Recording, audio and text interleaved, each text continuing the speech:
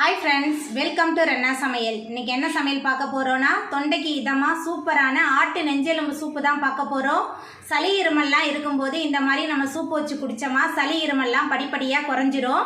உடம்பு வலியும் இருக்காது. எளிமையான முறையில் ரொம்ப சுவையா இந்த ஆட்டு நெஞ்செலும்பு சூப்பை செஞ்சிடலாம். அந்த சுவையான ஆட்டு நெஞ்செலும்பு சூப்பு எப்படி செய்யறதுன்னு வாங்க பார்த்துடலாம்.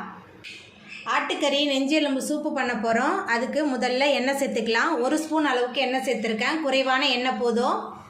எண்ணெய் சூடாயிட்டு 10 சின்ன வெங்காயம் சேர்த்துக்கலாம். கூடவே 2 தக்காளி பழம் ரெண்டுத்தையும் சேர்த்துட்டு நல்லா வதக்கி விட்டுடலாம். சின்ன வெங்காயம் தக்காளி சேர்த்துட்டு நல்லா கலந்து விட்டாச்சு. அதுக்கப்புறமா 1.5 டேபிள் ஸ்பூன் அளவுக்கு இஞ்சி பூண்டு விழுது சேர்த்துடலாம். இஞ்சி பூண்டோட பச்சை வாசனை போகிற அளவுக்கு நல்லா கலந்து விட்டு வதக்கலாம்.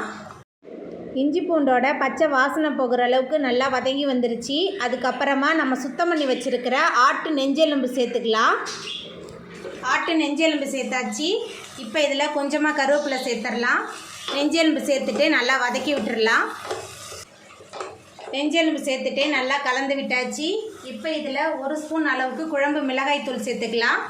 அதுக்கப்புறமா சீரகத்தூள் 1 டேபிள் ஸ்பூன் சேர்த்துக்கிறேன். மிளகுத்தூள் 1 டேபிள் ஸ்பூன், மஞ்சத்தூள் 1/2 ஸ்பூன், சூப்புக்கு தேவையான அளவுக்கு உப்பு சேர்த்துக்கலாம். அதுக்கப்புறமா கொஞ்சமாக கொத்தமல்லி தழை எல்லாத்தையும் சேர்த்துட்டு நல்லா கலந்து விட்டுடலாம். மிளகுத்தூள் சீரகத்தூள் எல்லாமே சேர்த்துட்டு நல்லா கலந்தாச்சு.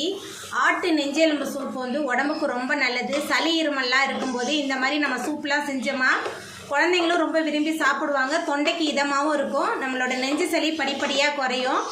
இப்போ இதில் தண்ணி சேர்த்துக்கலாம். உங்களுக்கு எவ்வளோ தண்ணி வேணுமோ அவ்வளோ தண்ணி சேர்த்துக்கோங்க. தண்ணி சேர்த்துட்டு நல்லா கலந்து விட்டுடலாம்.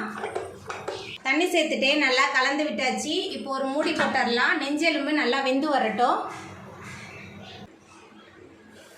நம்ம சேர்த்த தண்ணிலாம் நல்லா சுண்டி நெஞ்செலும்புலாம் நல்லா வெந்து வந்துருச்சு. ரொம்ப சுவையான ஆட்டு நெஞ்செலும்பு சூப்பு ரெடி ஆகிட்டு இப்போ நம்ம அடுப்பு ஆஃப் பண்ணிடலாம். அவ்வளோதாங்க, ரொம்ப சுவையான ஆட்டு நெஞ்செலும்பு சூப்பு ரெடி ஆகிட்டு. இந்த சுவையான தொண்டைக்கு இதமான ஆட்டு நெஞ்செலும்பு சூப்பை நீங்களும் உங்கள் வீட்டில் செஞ்சு பாருங்கள். இந்த வீடியோ உங்களுக்கு பிடிச்சிருந்தா லைக் பண்ணுங்கள், ஷேர் பண்ணுங்கள், கமெண்ட் பண்ணுங்கள், சப்ஸ்கிரைப் பண்ணுங்கள். அப்படியே பக்கத்தில் உள்ள பெல் பட்டனையும் கிளிக் பண்ணிடுங்க. நன்றி.